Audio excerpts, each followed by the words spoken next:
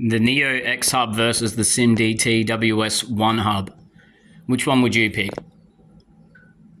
Here we have about double the price, all up, versus about half the price to more or less get the same job done.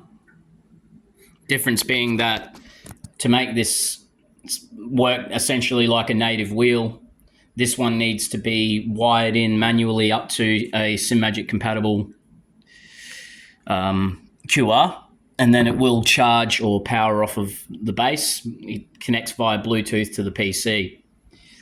The Neo X Hub, of course, is completely native to the Simagic lineup. It's plug and play.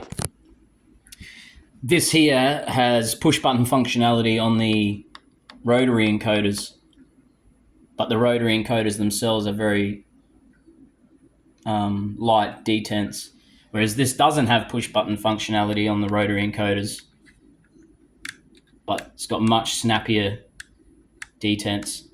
This also has thumb encoders and seven-way funky switches.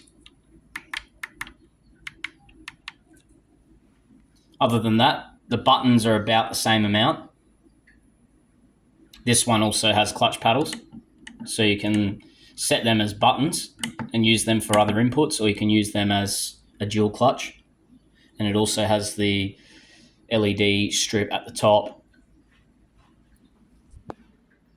This one has fixed colors, but that means that the buttons stay colored while the lighting is turned off as well.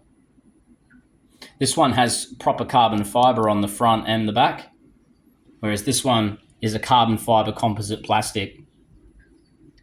However, this one has an aluminium skeleton inside, whereas this one has a 3D printed ABS structure inside.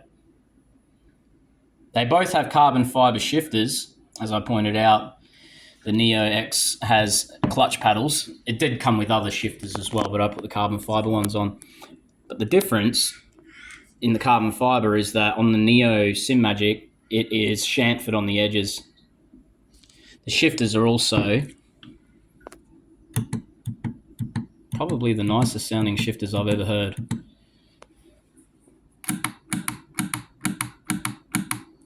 But some people might like that sound more than that sound. It just depends on what you're going for.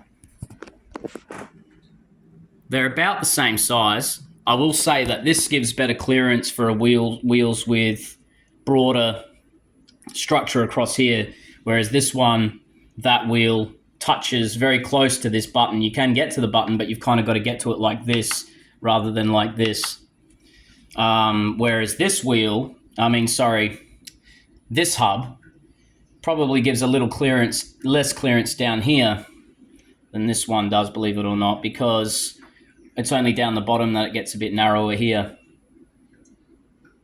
But this literally this wheel here gets closer to these buttons than it does to these encoders. So, clearance is about the same. They both take a 70mm PCD. However, this takes long bolts all the way through to the QR, whereas this takes short bolts into the front, and then the QR mounts separately to a metal plate on the back.